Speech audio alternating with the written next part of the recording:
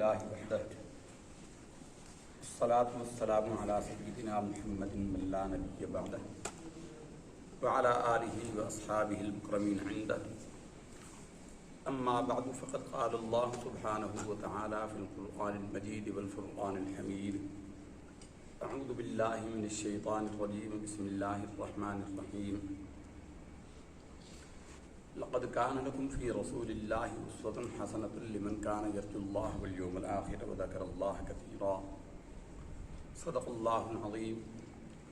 إن الله وملائكته يصلون على النبي يا أيها الذين آمنوا صلوا عليه وسلموا تسليما. اللهم صل على سيدنا ومولانا محمد معدن الجود والكرم وآله وبارك وسلم وصل عليه. عزیزان گرامی اور حاضرین محفل، محرم الحرام کا مہینہ طلوع ہو چکا ہے اور آج غالباً اس کی 4 تاریخ ہے، جمعرات یکم، جمعہ 2، ہفتہ 3 اور آج 4 تاریخ ہے۔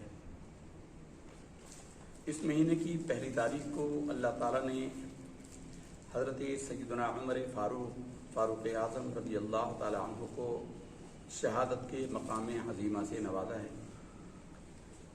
سن ہجری کا اجرا ہی حضرت عمر فاروق رضی اللہ تعالیٰ عنہ نے کیا تھا، یعنی ہجری سال۔ اس سے پہلے عرب جو ہیں وہ اپنے سالوں کی گنتی ہمارے زمانے کی عورتوں کی طرح کیا کرتے تھے کہ جب ان کے ہاں کوئی اہم واقعہ ہوتا ہے، جیسے ہماری پرانی عورتیں بتاتی ہیں، ہماری مائیں، ہماری دادیاں، ان سے جب پوچھا جاتا کہ میں کب پیدا ہوتا ہوا تو وہ کہتی ہیں جب وہ ہندوستان پاکستان کی فلاں جنگ لگی تھی اس کے پہلے سال، اسی سال یا اس سے 1 سال پہلے یا اس کے 1 سال بعد پیدا ہوا تھا۔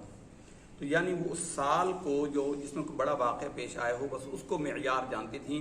ان کو سن کا نمبر یاد نہیں رہتا تھا، جیسے آج کل 2023 ہے یا اسلامی سال کے اعتبار سے 1445 ہجری ہے، یہ وہ نہیں جانتی تھیں۔ بعین ہی ایسے ہی عرب کے لوگ بھی کسی عظیم واقعے کو اپنی بنیاد بناتے تھے یاد دہانی کے لیے۔ مثلا رسول اللہ صلی اللہ علیہ وسلم کی ولادت کا سال جو مانتے تھے، کیونکہ حضور کا واقعہ ولادت بہت عظیم واقعہ تھا، لیکن اس وقت آپ صلی اللہ علیہ وسلم کی عظیم شان کو دنیا والے جانتے نہیں تھے۔ اس سال ایک بہت بڑا واقعہ پیش آیا تھا، بیت اللہ شریف کو گرانے کے لیے ابرہہ اور اس کے لشکر آیا تھا۔ تو وہ لوگ جو ہیں وہ اس کو عام الفیل کہتے تھے، ہاتھیوں والا سال۔ انہی ہاتھیوں والے سال رسول اللہ صلی اللہ علیہ وسلم پیدا ہوئے، جس سال حضرت سیدنا ابو طالب اور حضرت سیدتنا خدیجہ الکبریٰ رضی اللہ تعالی عنہا کا وصال ہوا۔ یہ 10 نبوی کا واقعہ ہے، یعنی اعلان نبوت کے 10ویں سال کا واقعہ ہے۔ تو لوگ اس کو عام الحزن کہتے تھے، غم کا سال، یعنی عام الحزن سے پہلے یہ ہوا اور عام الحزن سے بعد یہ ہوا، یعنی کسی اہم واقعے کو بنیاد بنا کر کرتے تھے۔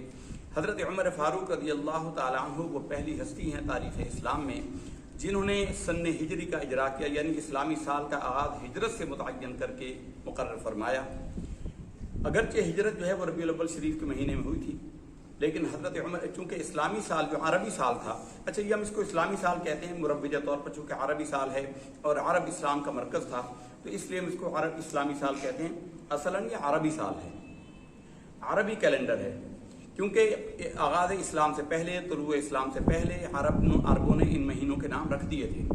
یہ نام جو ہے محرم، صفر، ربیع الاول، ربیع الثانی، یہ اس زمانے کے موسمیاتی حوالے سے یا کسی خاص واقعے کے حوالے سے یا کسی خاص موسم کے اعتبار سے اس کے نام رکھے گئے تھے، یا کسی خاص ایونٹ کے حوالے سے رکھے گئے تھے، جیسے محرم، ذوالقعدہ، ذوالحج اور محرم یہ رکھے گئے تھے یہ حج کی وجہ سے۔ یہ تینوں حرمت والے مہینے ہیں۔ رجب المرجب چونکہ اس کی تعظیم کرتے تھے، اس کو رجب مضر بھی کہا جاتا ہے، قبیلہ مضر اس کی بڑی عزت کرتے تھے، اور رسول اللہ صلی اللہ علیہ وسلم قبیلہ بنو مضر سے ہی ہیں۔ تو حضرت عمر فاروق رضی اللہ تعالی عنہ کے زمانے میں ایک خط پہنچا جس پہ تاریخ مہینہ تو ڈالا ہوا تھا، لیکن اس پر سن کا تحریر نہیں تھا کہ یہ کس سن کی بات ہے، پچھلے سال کی، یہ اس سال کی، اس سے پچھلے سال کی۔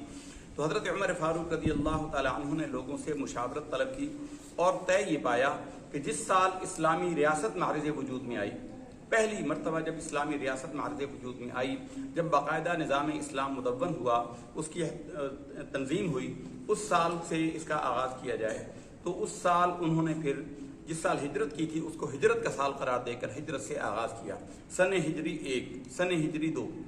رسول اللہ صلی اللہ علیہ وسلم نے اگرچہ ہجرت مبارک جو ہے وہ ربیع الاول شریف میں کی تھی، لیکن عرب چونکہ اپنے سال کا آغاز محرم میں کرتے تھے، اس لیے محرم کو ہی اسلامی سال کا پہلا مہینہ قرار دے کر محرم سے سن ہجری کا اجرا کیا، اور اللہ تعالیٰ نے حضرت عمر فاروق رضی اللہ تعالیٰ عنہ کو اسی مہینے کی پہلی تاریخ کو مشرف بشہادت کر کے قیامت تک کے لیے اس کو، جیسے ہمارے ہاں کوئی مضمون لکھا ہو، کوئی عبارت لکھی ہوئی ہو، اس کو ہائی لائٹ کیا جاتا ہے، کوئی رنگدار اس سے لکھ کے ہائی لائٹر سے اس کو ہائی لائٹ کر دیا جاتا ہے، نشان زد کر دیا جاتا ہے۔ حضرت عمر فاروق رضی اللہ تعالیٰ عنہ کے خون سے اللہ تعالیٰ نے اس تاریخ کو ہائی لائٹ کر دیا۔ قیامت تک کے لیے جب بھی یکم محرم آتا ہے تو حضرت سیدنا عمر فاروق رضی اللہ تعالیٰ عنہ کی شہادت لوگوں کو یاد آ جاتی ہے، تو اللہ تعالیٰ نے حضرت عمر فاروق کی اس قربانی کو، اس نشانی کو ایسا عظیم یادگار بنا دیا کہ سن ہجری کا آغاز ہی یوم سیدنا عمر فاروق رضی اللہ تعالیٰ عنہ یعنی ان کی شہادت کے دن سے کیا ہے۔ اسلام شہادت ہی کا نام ہے، شہادت کا مطلب گواہی ہے، شہادت کا مطلب گواہی ہے، اور شہید کا معنی بھی یہ ہے کہ شہید اللہ تعالیٰ کی حقانیت، دین اسلام کی حقانیت، رسول اللہ صلی اللہ علیہ وسلم کی نبوت اور رسالت کی تصدیق کی حقانیت کے لیے اپنی جان قربان کر کے صادق گواہی دیتا ہے کہ یہ دین یقیناً سچا ہے۔ یہ شہادت کا اصل معنی یہ ہے کہ اس سے بندہ گواہی دیتا ہے، وہ گواہی زبان سے ہو یا دل سے ہو یا جان سے ہو، اور اعلیٰ ترین شہادت جو ہے وہ جان اپنی راہ خدا میں قربان کرنا ہے۔ تو اس لیے شہید کو شہید کہا جاتا ہے، یعنی یہ اپنے خون سے گواہی دیتا ہے دین اسلام کی حقانیت پر۔ اس لیے ہم نے تو سمجھا ہے حلوے والا دین ہے، کھانے پینے کا دین ہے، ہمیں تو سچ بات کہنا آتی ہی نہیں۔ ہمارے سامنے دو بندوں کا جھگڑا ہو جائے تو ہمارے اندر اتنی جرت نہیں ہوتی کہ ہم کہہ دیں کہ بھائی صاحب آپ غلط ہیں، آپ ٹھیک ہیں، لیکن جو غلط ہوتا ہے اسے کہتے ہیں بھائی تو معذرت کر لے، اور جو ٹھیک ہوتا ہے اسے کہیں کہ بھائی آپ اس کو معاف کر دیں۔ یہ نہیں کہتے، کہتے مٹی پاؤ جی، چھوڑو جی مٹی پاؤ، یعنی سجدہ اللہ کو بھی شیطان سے یارانہ بھی، سجدہ اللہ کو شیطان سے یارانہ بھی حشر میں کس سے عقیدت کا صلہ مانگے گا؟ اللہ سے مانگے گا کہ اللہ میں تجھے سجدہ کرتا تھا، تو اللہ کہے گا تو شیطان سے یارانہ لگاتا تھا، اور شیطان اس دن اس کا کچھ کر نہیں سکے گا۔ تو اس لیے کسی نے کہا ہے دو رنگی چھوڑ کر یک رنگ ہو جا، سراسر موم ہو یا سنگ ہو جا، یا پتھر بن جا یا موم بن جا، یہ دو رنگی چھوڑ دے، تو بھی ٹھیک ہے تو بھی ٹھیک ہے، چھوڑو یار چھوڑو، ہو جاتا ہے ہو جاتا ہے ہو جاتا ہے۔ اس سے کیا ہوتا ہے، جو سچ پر ہوتا ہے اس کی دل شکنی ہوتی ہے۔ یہ کربلا کا واقعہ بھی اسی مہینے کی 10 تاریخ کو پیش آیا۔ کیا وجہ تھی؟ کلمہ تو وہ بھی پڑھتے تھے، یزید اور اس کا لشکر بھی، اس کے حواری بھی۔ بڑی عجیب بات لکھی ہوئی ہے کہ وہ انہوں نے کہا کہ حسین نماز پڑھ رہے تھے، کہنے لگے کہ حسین جلدی نماز سے فارغ ہو تاکہ ہم سے فیصلہ ہو جائے، پھر ہم نے بھی نماز پڑھ لی۔ یعنی نمازیں بھی پڑھتے ہیں، لیکن لوگ آسان سمجھتے ہیں مسلمان ہونا، لوگ سمجھتے ہیں بس کلمہ پڑھ لیا مسلمان ہو گئے۔ یہ لا الہ الا اللہ، لا الہ اتنا بڑا جملہ ہے۔ اقبال کہتا ہے کہ چگویم مسلمانم بلرزم، جب میں کہتا ہوں کہ میں مسلمان ہوں تو میں لرز جاتا ہوں، اس لیے کہ دانی مشکلات لا الہ را، کہ میں لا الہ کہنے کی مشکلات کو جانتا ہوں۔ جب ہم نے کہہ دیا لا الہ الا اللہ، اللہ کے سوا کوئی معبود نہیں، کوئی ایسا نہیں جس کا حکم ماننا ہم پر واجب ہو، حتیٰ کہ ماں باپ کا، استاد کا، پیر کا حکم بھی اللہ تعالیٰ کے حکم کی اتباع میں ہوتا ہے۔ اگر ماں باپ یا پیر و مرشد یا استاد اللہ اور اللہ کے رسول کے حکم کے منافی کوئی حکم دے تو وہ نہیں مانا جائے گا۔ رسول اللہ صلی اللہ علیہ وسلم نے ایک اصول بیان کر دیا، لا طاعت المخلوق فی معصیت الخالق، اللہ کی نافرمانی میں کسی مخلوق کا حکم نہیں مانا جائے گا۔ شوہر بیوی کو حکم دے اور وہ شریعت کے خلاف ہے، نہیں مانا جائے گا۔ مانے گی تو یہ نہیں کہہ کر جان چھڑا سکتی کہ میرے شوہر کا حکم تھا اس لیے اللہ میں نے مان لیا، نہ۔ ماں باپ نے، ابا کہتا ہے بیٹا شیو کرائے، صاحب کہنے لگے میں داڑھی رکھنا چاہتا ہوں، میری اماں مجھے رکھنے نہیں دیتی، تو ماں کا یہ حکم ماننا اس کو جہنم میں لے جائے گا۔ وہ بفر زون کا تھا، سید ہے بچہ، تو ہم نے کہا اماں کو کہے کہ اماں مجھے داڑھی رکھنے کی اجازت دے دے، اللہ کے نبی کی سنت ہے، تو راضی ہو جا، میں نے تو داڑھی رکھنی، تو اجازت دے دے تو ثواب تجھے بھی ملتا رہے گا، نہیں دے گی داڑھی تو میں پھر بھی رکھ لوں گا لیکن تیرے کھاتے میں گناہ جاتا رہے گا۔ اللہ نے اس کی والدہ کو ہدایت فرمائی، اس نے داڑھی رکھ لی، اور ابھی میرے خیال میں مہینہ ڈیڑھ 2 مہینے گزرے تھے کہ اس کی والدہ کا انتقال ہو گیا۔ آپ اندازہ لگائیں اگر وہ اجازت نہ دیتی، یعنی اللہ اور اللہ کے رسول کے حکم پر راضی نہ ہوتی، تو اس کے لیے یہ وبال ہمیشہ کے لیے رہتا۔ تو اس لیے عزیزان گرامی، یہ شہادت گہے الفت میں قدم رکھنا ہے. حق کو حق کہنا سیکھ لیجئے، احقاق حق کہنا سیکھ لیجئے. جو صحیح ہو اسے کہہ دیں کہ بھائی صاحب آپ صحیح ہیں، دوسرا جو ہے وہ غلط ہے، اسے دونوں بھائی ہیں لیکن بھائی کو کہہ دیں کہ بھائی صاحب ہے آپ کی غلطی، آپ کے ذمے معذرت بنتی ہے، آپ معذرت کر لیں بہت اچھا ہے. اور جو حق پر ہے اسے کہہ دیں کہ بھائی صاحب آپ ٹھیک ہیں، آپ اس کو اپریشیٹ کریں گے، اس کا دل بڑا ہو جائے گا، پھر وہ بھی اپنا حق چھوڑنے پر آمادہ ہو جائے گا. یہ طریقہ ہمارے معاشرے کا بڑا عام طریقہ ہے کہ بس جی چھوڑو مٹی پاؤ مٹی ڈالو، کوئی مسئلہ نہیں جی، چلو جی صلح کرو، گلے ملو. یہ طریقہ ٹھیک نہیں ہے.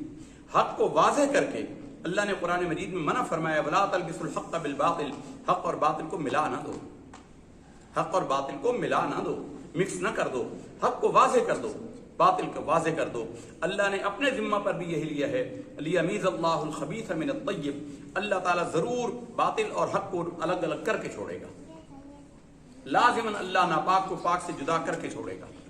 تو اس لیے ہماری زندگی کے رہا یہی چونکہ تربیت کی محفل ہوتی ہے، اس لیے آج کی سبق ہماری گفتگو کا ماحصل یہی ہے، یہی سبق ہے کہ کلمہ حق کہنا سیکھ لیجیے. لوگوں میں جرت نہیں ہوتی، لوگوں میں ہمت نہیں ہوتی. بھائی تو تمہیں روزی کوئی نہیں دیتا، اللہ ہی دیتا ہے. اللہ اور اللہ کے رسول کا حکم ہے، ان کا سب سے پہلا ہو تب اللہ کی رضا حاصل ہوتی ہے. اللہ اور اللہ کے رسول کی رضا پہلی ترجیح پر ملتی ہے. میرا ایک دل کر رہا ہے میرے بچے کی شادی ہے، میرا دل کرتا ہے کہ میں اس میں ڈھول بجاؤں، تاشے بجاؤں، ناچ گانا کرواؤں. اللہ اور اللہ کے رسول کا حکم ہے کہ نہ کرو، تو ہمیں نہیں کرنا. یہ لا الہ الا اللہ کا معنی ہے، ہمیں پھر نہیں کرنا. کہتے ہیں جی دنیا والے کیا کہیں گے، دنیا والے جو مرضی کہہ لے، دنیا والے تو کبھی راضی ہوتے ہی نہیں. دنیا کو راضی کرنے کے چکر میں بندہ ذلیل و رسوا ہو جائے. ہندوستان کے ایک نواب کا واقعہ ہے، بہت بڑا نواب تھا، اور پاکستان والے ہندوستان کے نوابوں کی شادیوں کا اندازہ آج بھی نہیں کر سکتے. ہم لوگ جتنا مرضی دولت لٹا لیں، جو ہندوستان کے رؤساء آج بھی شادیاں کرتے ہیں ہمارے تصور و گمان سے زیادہ ہیں.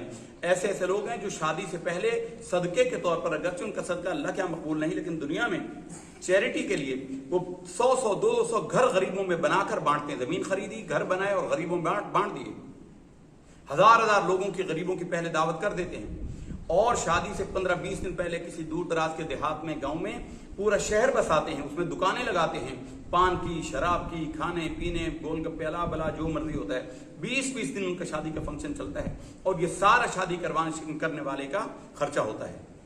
اتنی مہنگی شادیاں ہوتی ہیں. ایک نواب نے شادی کی اور اس نے کہا کہ میں ایسی شادی کروں گا دھوم دھام سے کہ قیامت تک پھر اس کی مثال کوئی نہیں پیش کر سکے گا.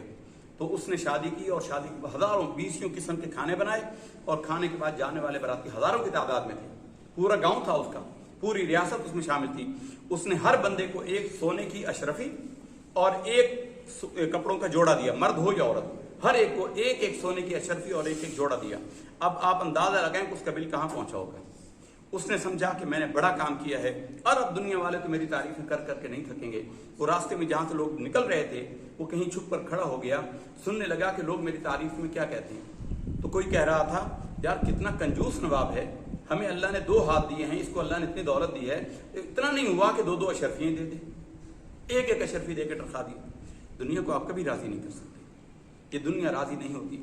ماں باپ بچے کی شادی کرتے ہیں، اپنی زندگی بھر کی جمع پونجی لگا دیتے ہیں کھانے والے کہتے ہیں مزہ ہی نہیں آیا، فلاں میں نمک تیز تھا، فلاں میں یہ تھا.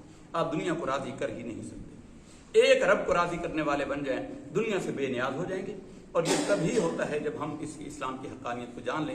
اللہ تعالیٰ سے دعا ہے کہ ہمیں دین کے مطابق اپنی زندگیوں کو ڈھالنے کی توفیق دے، اپنی نسلوں کی تربیت کرنے کی توفیق دے، اپنے اور اپنے حبیب صلی اللہ علیہ وسلم کے رضا کے اعمال ادا کرنے کی توفیق دے. وآخر دعوانا ان الحمد للہ رب العالمین.